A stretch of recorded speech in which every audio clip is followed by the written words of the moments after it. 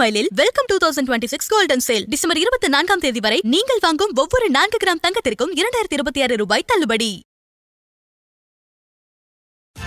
Welcome to IPS finance. நிஃப்டியை பொறுத்த வரைக்கும் 167 புள்ளிகள் சரிஞ்சு 25,860 முடிஞ்சிருக்கு. சென்செக்ஸை பொறுத்த வரைக்கும் 533 புள்ளிகள் சரிஞ்சு 84,679 முடிஞ்சிருக்கு. வாங்க நம்ம பொருளாதார விமர்சகர் நாகப்பன் சார் கிட்ட பேசுவோம். சார் வணக்கம். வணக்கம் சிபி. எஸ் சார், திருப்பியும் அந்த சரிவு பாதையை நோக்கி ஸ்டார்ட் பண்ணிட்டோமா சார்? தங்கமும் வெள்ளியும் ஆல் டைம் ஹையை நோக்கி போய் கொண்டிருக்கக்கூடிய ஒரு சூழல்ல நம்முடைய ரூபாய் ஆல் டைம் லோவை நோக்கி போய்கிட்டு இருக்கு. இப்போ அதுதான் கவலை அளிக்கக்கூடிய விஷயம், ஒரு பிரச்சனை. எக்ஸ்போர்ட்டர்ஸுக்கு அது சாதகமான ஒரு விஷயமா இருந்தாலும் இறக்குமதி செய்பவர்களுக்கு இறக்குமதியை பெருமளவு நம்பி இருக்கக்கூடிய நம் நாட்டிற்கு அது கொஞ்சம் சிக்கலா இருக்கு. இன்ஃபேக்ட் கரண்ட் அக்கௌண்ட் டெபிசிட் குறைஞ்சிருக்கதா கூட நம்ம பார்த்தோம். அக்டோபர்ல இந்த அளவுக்கு இல்ல, நவம்பர்ல குறைஞ்சிருக்குன்னு. இருந்தும் கூட இந்த ரூபாயினுடைய ஒரு வீக்னஸ் குறையல. இன்ஃபேக்ட் நான் சென்ற வாரம் கூட சொன்னேன் 91 தொடுமான்னு நீங்க கேட்ட பொழுது வாய்ப்புகள் அதிகமா இருக்குன்னு. அதே மாதிரி இன்னைக்கு 91 தாண்டி இருக்கு. இது முக்கியமான ஒரு நெகட்டிவான ஒரு விஷயம் சந்தையை பொறுத்த வரைக்கும். நான் சார் 90 வந்தப்ப கேட்டேன், 10 நாள் கூட ஆகலன்னு நினைக்கிறேன். 91 வந்துருச்சு. ஆமா, இதே வேகத்துல போனா இன்னொரு 100 நாள்ல 100 ரூபா தொட்டுருவோம் போல இருக்கே சார். இல்ல அப்படி ரிசர்வ் வங்கி அந்த அளவுக்கு விட மாட்டாங்க. அவங்களுடைய இன்டர்வென்ஷன் இருக்கும்னு நான் நினைக்கிறேன். ஏன்னா ஓரளவுக்கு ஃபாரெக்ஸ் ரிசர்வ்ஸ் தேவையான அளவு வைத்திருக்கிறார்கள் இந்த மாதிரியான ஒரு சூழலை கையாள்வதற்கு.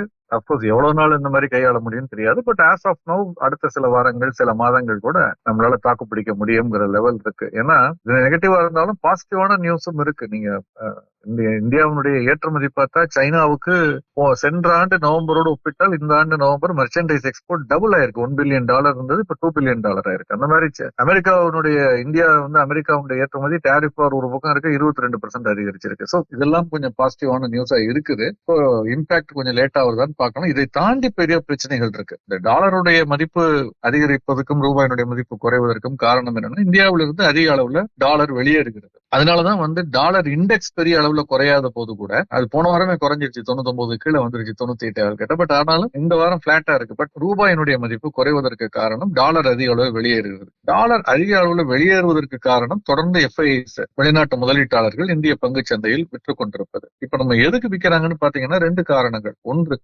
அவங்க இந்த மார்ச்சுக்கும் இப்பவும் பார்த்தாலே இந்த 9 மாசத்துல பங்குச்சந்தை குறியீடுகள் ஒரு 10% வரைக்கும் ஆதாயத்தை கொடுத்திருக்கிறது, வெவ்வேறு குறியீடுகள். சோ லாபத்தை பதிவு செய்வதற்கு அவ்வப்போது எல்லாரும் பண்ற மாதிரி ஒரு பக்கம் பண்றாங்க. ஆனால் பணத்தை ஏன் வெளியே எடுத்து செல்ல வேண்டும் அப்படின்னு பாத்தீங்கன்னா ஒரு முக்கியமான விஷயம் எனக்கு தெரிகிறது. என்னன்னா, நம்ம ஜப்பான்ல இருக்கக்கூடிய அந்த பிரச்சனையை பத்தி பேசுறோம். பல ஆண்டுகளுக்கு பிறகு அங்கு பணவீக்கம்னே ஒண்ணு வர ஆரம்பிச்சிருக்கு, அதிகரிக்க ஆரம்பிச்சிருக்கு. அதன் காரணமாக பேங்க் ஆஃப் ஜப்பான் அங்கு உள்ள வட்டி விகிதம் கிட்டத்தட்ட 0 இருந்தது, மெல்ல மெல்ல அதிகரிப்ப அந்த திசையை நோக்கி போய் கொண்டிருக்கிறது. இப்ப சமீபத்திய செய்தி என்னன்னா, இந்த வாரத்துல 19ஆம் தேதி பேங்க் ஆஃப் ஜப்பானுடைய பாலிசி ரேட் அனௌன்ஸ்மெண்ட் இருக்கலாம்னு சொல்லப்படுகிறது. ஷார்ட் டேர்ம் பாலிசி ரேட்டை இப்ப 0.5% இருக்கிறது. அதுவே ரொம்ப ஜாஸ்தி அவங்களுக்கு. இதை 30 ஆண்டு காலத்துல, கடந்த 30 ஆண்டு காலத்தில் இல்லாத அளவுக்கு உச்சத்திற்கு கொண்டு செல்ல திட்டம் இருக்கிறார்கள். அப்படி உச்சம்னு சொன்னோம்னா பயந்துட வேண்டாம். 0.75%. இப்ப இருக்க 0.5 அப்படின்னா 0.5% 3/4% வட்டி விகிதத்தை உயர்த்த வாய்ப்பு இருக்கிறது பேங்க் ஆஃப் ஜப்பான் சொல்லப்படுகிறது. இதுவே 30 ஆண்டு கால உச்சம் அந்த வட்டி விகிதம். ஏன்னா அதுக்கு முன்பு கிட்டத்தட்ட 0 தானே இருந்தது. அதனால சோ இது இந்த மாதிரியான ஒரு சூழல்ல பல நாடுகள்ல இருந்தும் பணம் வெளியேறுகிறது ஜப்பானை நோக்கி. ஜப்பானுக்கு பண தேவை இருக்கிறது அப்படின்னு சொல்லப்படுகிறது. சோ அதனால அங்கு ஜப்பான் ஃபண்ட் பண்ணிட்டு இருந்த ப்ராஜெக்ட் எல்லாம் இனிமேல் மெல்ல மெல்ல அதுல குறைக்கலாம், அவங்களுடைய எக்ஸ்போஷரை நிறுத்தலாம். வேர்ல்ட் பேங்க் ப்ராஜெக்ட்னு சொல்லுவோம். அதற்கு அடுத்து ஜப்பானுடைய ஃபண்டிங் நிறைய இருக்கும், குறைந்த வட்டியில அல்லது வட்டி கிட்டத்தட்ட 0 வட்டியில, அந்த மாதிரி ரொம்ப குறைவான வட்டியில இருக்கும். அதெல்லாம் குறைவதற்கான வாய்ப்புகள் இருக்கு. இதெல்லாம் ஒரு காரணம். எனவே பேங்க் ஆஃப் ஜப்பான் வட்டி விகிதை அதிகரிப்பதும் அதன் காரணமாக வெளிநாட்டு முதலீடுகள் இந்தியாவை விட்டு வெளியேறுவதும், இன்னொரு பக்கம் லாபத்தை பதிவு செய்வதும், இதெல்லாம் சேர்ந்து கொள்ள ரூபாயினுடைய மதிப்பும் ஒரு சுழல்ல இப்ப நம்ம மாட்டியிருக்கோம். இதுல இருந்து எப்படி வரப்போகிறோம்னு பார்க்கணும். இதற்கிடையில HSBC PMI எப்போது மாதாந்திரம் வெளியிடுவார்கள். அதுல பிளாஷ் PMIன்னு 15ஆம் தேதிக்கு மேல் வெளியிடுவார்கள். ஒரு உத்தேச எஸ்டிமேட் அது இன்னைக்கு வந்திருக்கு. காம்போசிட் இண்டெக்ஸ் அது பாத்தீங்கன்னா HSBC பிளாஷ் PMIல நவம்பர் மாதம் 59.7 இருந்தது, இப்ப 58.9 என்று குறைந்திருக்கிறது. இது 50க்கு மேல இருக்க வரைக்கும் பாசிட்டிவ் குரோத் தான், பொருளாதாரம் வளர்ந்து கொண்டிருக்கிறதுன்னு நம்ம அர்த்தம். அதனால கவலைப்பட வேண்டியதில்லை. பட் இருந்தாலும் இந்த நவம்பர்ல 59.7ங்கிறது இப்ப 58.9 அப்படிங்கிறது நம்ம அடுத்து தொடர்ந்து கவனிக்க வேண்டிய ஒரு டேட்டாவும் இருக்கு. இதனாலதான் இன்னைக்கு பாத்தீங்கன்னா நீங்க பரவலாக சென்செக்ஸா இருந்தாலும் சரி, நிப்டியில கூட நீங்க என்எஸ்சில பாத்தீங்கன்னா கூட அட்வான்ஸை விட டிக்ளைன் 2 மடங்கு இருக்கு. மொத்த பிராடர் மார்க்கெட்ல பாத்தீங்கன்னா அட்வான்ஸை விட டிக்ளைன் 2 மடங்கு இருக்கு. 52 வார உச்சத்தை விட 52 வார லோங்கிறது 4 மடங்கு இருக்கு. சோ இது எல்லாமே வந்து அந்த ட்ரெண்டை தான் நமக்கு காட்டுகிறது. சார் மார்க்கெட்டு டாலர் ரூபாலாம் சொல்லிட்டு இருந்தீங்க, க்ரூட் ஆயில் விலை எப்படி சார் இருக்கு? கச்சா எண்ணெயுடைய விலை வந்து நல்ல லோல இருக்குது. கிட்டத்தட்ட 2021 ஆண்டுன்னு நினைக்கிறேன், பிப்ரவரி மாதம் தொட்ட விலை இது. அந்த விலையை இப்ப அந்த லோவை வந்து இப்போ வந்து தொட்டிருக்கு. இன்டர்நேஷனல் மார்க்கெட்ல $56 கீழ் 55.75 அமெரிக்க டாலர்கள் இன்னைக்கு மட்டும் கிட்டத்தட்ட 2% வரைக்கும் வந்து விழுந்தது. இதனால இது ஒரு நமக்கு இந்த டாலருடைய மதிப்பு ஒரு பக்கம் உயர்ந்து கொண்டிருந்தாலும் எஃப்ஐ செல்லிங் இருக்கு, இந்த மாதிரி பிரச்சனைகள் இருந்தால் கூட நமக்கு இருக்கக்கூடிய ஒரு சாதகமான சூழல், நல்ல வேளைக்கு இந்த கச்சா எண்ணெயுடைய விலை திரும்ப நம்ம இந்த ஆண்டு உச்சத்தை தொட்ட மாதிரி ஒரு 75-80க்குலாம் போகல. 2021 பிப்ரவரியில இந்த $56 கீழே வந்தது, 55-54. அதுல இருந்து வித்தின் ஒரு வருஷம் 1.5 வருஷத்துக்குள்ள வந்து $100 தாண்டி எல்லாம் போனுச்சு. $120 அந்த மாதிரி எல்லாம் போனுச்சு. அங்கிருந்து அடுத்த ஓராண்டுல வந்து மீண்டும் இறங்கி வந்ததை நம்ம பார்த்தோம். அதற்கு பிறகு பெரிய அளவுல இறக்கம் இல்லை. இப்ப இந்த மீண்டும் இப்ப 4.5 ஆண்டுகள், கிட்டத்தட்ட இந்த பிப்ரவரி வந்து 5 ஆண்டுகள், ஜனவரி கடைசி வந்து 5 ஆண்டுகள். அதற்கு பிறகு வந்து இந்த மாதிரியான ஒரு லோவை நம்ம பார்க்கிறோம். இது நமக்கு ஒரு சாதகமான விஷயம். இறக்குமதி செய்யப்பட்ட பணவீக்கம் அப்படிங்கிற பிரச்சனை நமக்கு இருக்காது இப்போதைக்கு. அட்லீஸ்ட் அந்த க்ரூடோட விலை குறைஞ்சிருக்கிறதுனால, ஒரு பக்கம் தங்கம் வெள்ளி ஏறி இருந்தா கூட இது குறைஞ்சிருக்கிறதுனால நமக்கு அதனுடைய பாதிப்பு கொஞ்சம் குறைவா இருக்கும். இருக்கிற பிரச்சனையில ஒரே ஆறுதல் இது மட்டும்தான். நிச்சயமா. வேதாந்தா டிமேர்ஜர் ஆக போது 5 கம்பெனியா பிரிக்க போறாங்க, அப்ரூவல் வந்து கிடைச்சிருக்கு. ஆமா, அதை பத்தி சொல்லுங்க சார். NCLT அப்படின்னு சொல்லக்கூடிய நேஷனல் கம்பெனி லா ட்ரிபியூனலுக்கு தான் இந்த மாதிரி நிறுவனங்கள் அப்ளை பண்ணுவாங்க. ஒரு நிறுவனத்தை 2க்கு மேல பிரிக்கும் பொழுது அப்ளை பண்ணுவாங்க. அவர்கள் வந்து அந்த நிறுவனத்தினுடைய டெட்டார்ஸ், கிரெடிட்டார்ஸ், வெண்டார்ஸ், சப்ளை பண்றவங்க எல்லாத்தையும் வந்து ஒரு ஒப்புதல் 90% மேல விழுக்காடுக்கு மேல உங்கள்ட்ட வந்து ஒப்புதல் வாங்குவாங்க. அதுக்கு வாங்கிட்டு அதற்கு பிறகு அதுல பெரிய அப்ஜெக்ஷன் எதுவும் இல்லாத வரையில் பங்குதாரர்கள் ஒப்புதல், போர்டு ஒப்புதல் எல்லாம் பெறப்பட்டு பிறகு இந்த பங்கு பிரிப்புங்கிறது நடக்கும். அதுல கடைசியா NCLT நேஷனல் கம்பெனி லா ட்ரிபியூனல்ங்கிறவர்கிட்ட அப்பீல் பண்ணணும். அவங்க அதுக்கு அப்ரூவல் கொடுத்திருக்காங்க. இதன் மூலமாக இந்த வேதாந்தா லிமிடெட்ங்கிற நிறுவனம் 5 நிறுவனமாக பிரிக்கப்படும். அலுமினியம் தயாரிப்பு ஒரு நிறுவனம், ஆயில் அண்ட் கேஸ் அப்படின்னு பெட்ரோலிய பொருட்களுக்கு இன்னொரு நிறுவனம், அதே மாதிரி ஃபெரஸ் அந்த மெட்டீரியலுக்கு ஒண்ணு, பவர், ஸ்டீல், இந்த மாதிரி 5 நிறுவனங்களாக பிரிக்கிறார்கள். பிரித்த பிறகு நார்மலா வந்து சம் ஆஃப் பார்ட்ஸ் வேல்யூவேஷன் ஹையா இருக்கும்னு சொல்லுவோம். பிரிக்கும் பொழுது 5 பிரிக்கும் பொழுது 5 ₹1 மாறும் பொழுது ஒரு ₹5.25 வரும்போது பொதுவான எதிர்பார்ப்பு. ஆனால் இந்த முறை இதுல அந்த மாதிரி நடக்குமான்னு தெரியல. பட் ஒரே ஒரு விஷயம், ஒரு cleaning up of balance sheet, ஒரு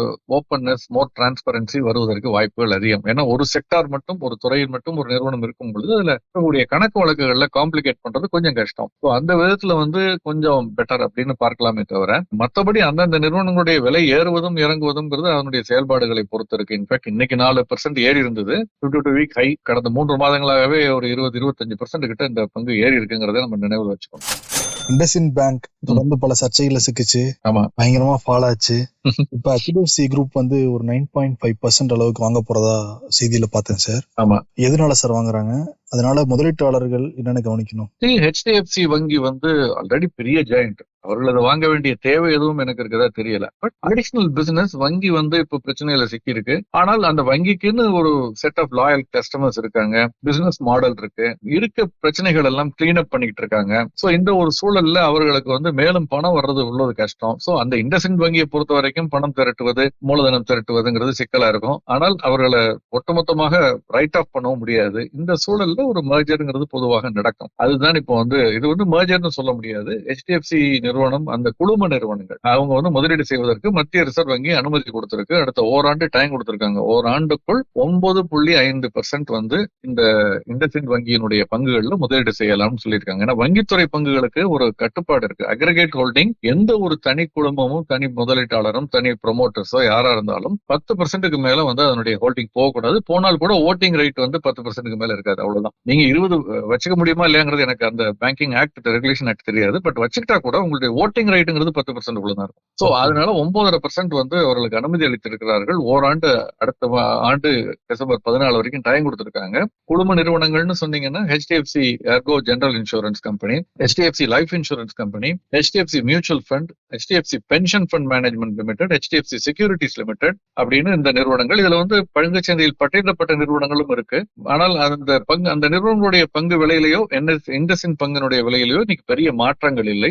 சொல்ல போனால் இண்டஸ்இன் வங்கியா இருக்கட்டும், HDFC வங்கியா இருக்கட்டும், HDFC AMCயா இருக்கட்டும், எல்லாமே இன்னைக்கு வந்து ஒரு சின்ன ஒரு வீக்னஸ்ல தான் இருந்தது. ஏன்னா ஒட்டுமொத்த மார்க்கெட் வீக்கா இருக்கிறதுனால அது வீக்கா இருந்தது தவிர இந்த செய்திக்கான ஒரு ரியாக்ஷன்ங்கிறது இன்னைக்கோ நாளை சந்தையில் இல்ல, நாளைக்கு இருக்குமான்னு தெரியல, பொறுத்திருந்து பார்க்கணும். பட் இது ஒரு சார்ட் ஆஃப் ஒரு நல்ல பேரண்டேஜ், ஒரு நல்ல கன்சாலிடேஷன் ஃபுல்லா அவங்க டேக் ஓவர் பண்ண முடியுமாங்கிறது சிக்கல். பட் ஆனா இது வந்து ஒரு நம்பிக்கை அளிப்பதாக இருக்கும் அந்த வங்கியை பொறுத்த வரைக்கும். இது வந்து ஒரு வின் சிச்சுவேஷனா இருக்கும்னு நான் நினைக்கிறேன். இப்போ HDFC மாதிரி ஒரு ஜெயின் நிறுவனம் ஒரு கம்பெனில முதலீடு பண்றாங்க இல்ல வாங்குறாங்க அப்படின்னா அந்த மாதிரி சாதாரண முதலீட்டாளர்கள் இதை வாங்கலாமோ அப்படின்னு யோசனை வருது, இயல்பு தானே சார்? நிச்சயமா அந்த மாதிரியான ஒரு இது வரும். நான் என்ன பொறுத்த வரைக்கும் நான் என்ன சொல்வேன்னா, எந்த பங்குமே நல்ல பங்கா கெட்ட பங்காங்கிறது அது என்ன விலைங்கிறத பொறுத்து தான் இருக்கு. ஒரு நல்ல பங்கு கூட நீங்க உச்சபட்ச விலையில வாங்கினீங்கன்னா அது அந்த விலையை திரும்ப பாக்குறதுக்கு சில வருஷங்கள் ஆகலாம் நடுவுல இறங்குனுச்சுன்னா. அதே ஒரு மோசமான பங்கு நம்ம வாங்கக்கூடாது. பட் ஒரு வேளை வாங்கினீங்கன்னா கூட அதனுடைய விலையில மிக அடிமாட்டு விலைக்கு வாங்கினீங்கன்னா ஏதோ ஒரு ரூமர்ல கூட அது வந்து திடீர்னு ஏறி நமக்கு லாபத்தை சம்பாதிச்சு கொடுக்கும். ஸோ எப்போதுமே what matters is of course basic filter என்னன்னா, அது தரமான ப்ரொமோட்டரா, நியாயமான ப்ரொமோட்டரா, நேர்மையான ப்ரொமோட்டரா. ரெண்டாவது வந்து அவர்கள் திறமையான ப்ரொமோட்டரா, நேர்மையான ப்ரொமோட்டரா, திறமையான ப்ரொமோட்டரா. மூன்றாவது அதனுடைய விலை. சோ இந்த முதல் ஃபில்டர்ல இப்ப எதுவும் பாஸ் ஆனா கூட இந்த விலையில வந்து ஃபெயிலியர் ஆகாம பாத்துக்க வேண்டியது நம்முடைய கடமை. அந்த ஆங்கிள் முதலீட்டாளர் எவாலுவேட் பண்ணி முதலீடு செய்யறதா இல்லையாங்கிற முடிவு எடுக்கணும். நிச்சயம் சார், நிச்சயம் சார். ஜெப்டோ IPO வரப்போகுதுங்க சார். ஆமா, ஜெப்டோல பொருள் வாங்கியாச்சு. நிறைய பேர் ஜெப்டோல இப்ப IPO வாங்கிட்டு இருப்பாங்கன்னு நினைக்கிறேன். பங்குகளை வாங்கலாம் அப்படின்னு. ஏன்னா பொதுவாக நம்ம சொல்றது என்னன்னா வந்து, நீங்கள் அன்றாடம் பயன்படுத்தக்கூடிய பொருட்கள், அதோடு உறவாடுகிறீர்கள், அந்த மாதிரி நிறுவனங்களை வாங்குங்கன்னு ஒரு 25 வருஷம் முன்னாடி சொல்லுவோம். அப்ப நாங்க சொன்னதெல்லாம் என்னன்னா வந்து, ஒரு நம்ம காபி சாப்பிடுறோம் அல்லது ஒரு வங்கியோட தொடர்பு டெபாசிட் போட்டிருக்கோம், அந்த வங்கியை பத்தி தெரியும் அப்படின்னு. இப்ப அந்த மாதிரியான இதை ஃபில்டர் ஃபாலோ பண்ணவே முடியல. ஏன்னா இன்னைக்கு அப்படி நம்ம டீல் பண்ற கம்பெனிகள், பெரும்பாலான கம்பெனிகள் பெரிய நஷ்டத்துல இருக்கக்கூடிய நிறுவனங்களாகவும் இருக்கு. அவங்க எப்படி லாபத்துல இயங்குவாங்க, என்னைக்கு இயங்குவாங்க, எவ்வளவு கேஷ் பம்பின் பண்ணணுங்கிறதெல்லாம் நமக்கு தெரியல. சோ அதனால இந்த புது பிசினஸ் மாடல்ங்கிறத புரிந்து கொள்வது கொஞ்சம் சிரமம். அதை புரிந்து கொண்டவர்கள் தான் அந்த மாதிரி முதலீடுகளை நோக்கி போகணும். அந்த ரிஸ்கையும் அந்த ரிஸ்க்கு ரிலேட்டட் ரிவார்டையும் புரிந்து கொண்டவர்கள் அதை பார்த்து போகணும். பட் ஜெப்டோங்கிறது ஒரு இளைஞரால் ரொம்ப சின்ன வயசுல ஆரம்பிக்கப்பட்ட ஒரு கான்செப்ட், அருமையான கான்செப்ட். அந்த விதத்துல வந்து அது வந்து ஒரு இன்னோவேட்டிவான ஒரு கான்செப்டா இருந்தது. அது வந்து ரொம்ப வேகத்துல அதிவேகமா வளர்ந்தது என்பதை மறுப்பதற்கில்லை. நான் HDFC சொன்னது அல்லது இண்டஸ்இன் சொன்னதுதான் இங்கேயும். விலை சரியா இல்லையாங்கிறது நீங்க ஒரு முதலீட்டு ஆலோசகரை பார்த்து அவங்களுடைய அட்வைஸ் கேட்டுட்டு அப்புறம் நீங்க முடிவெடுக்கலாம். ஏதாவது சிறப்பு செய்தி இருக்குங்களா சார்? ஒன்றும் இல்லை. IPO பாத்தீங்கன்னா ICICI Prudential Asset Management company இன்னைக்கு முடிவடைகிறது. அது 7 மடங்குக்கு மேல் நம்ம பேசிக் கொண்டிருக்கக்கூடிய ஒரு கட்டத்துல கிட்டத்தட்ட 8 மடங்கு விண்ணப்பங்கள் பெறப்பட்டு விட்டது. அது போக சில கம்பெனிகள் நாளைக்கு பட்டியலிடப்பட இருக்கிறது. அதெல்லாம் ஒன்றும் ரொம்ப முக்கியமான ஒரு நிறுவனங்கள்னு எதுவும் சிக்னிபிகண்டா இல்ல. சோ நம்ம பார்க்கலாம். தங்கம், கச்சா எண்ணெய், தங்கம் வெள்ளியை பொறுத்த வரைக்கும் இன்னைக்கு ஒரு சின்ன வீக்னஸ்ல தான் முடிவடைஞ்சது. கச்சா எண்ணெய் 1% வீக்னஸ்ல, பட் தங்கம், வெள்ளி, காப்பர் மூணுமே ஒரு சின்ன இறக்கத்துல தான். மேஜரான ஒரு டவுன்ஃபால் அப்படின்னு நம்ம சொல்ல முடியாது. ஒரு ஏறினதுக்கு உள்ள ஒரு கரெக்ஷன் இன்னைக்கு இருந்தது. வெள்ளி $63, ஒரு 1.5% கிட்ட இறங்கி இருக்குது. அவ்வளவுதான். தங்கம் அதை விட கம்மியா தான் இறங்கி. ரொம்ப நன்றி sir. Thank you so much sir. நன்றி.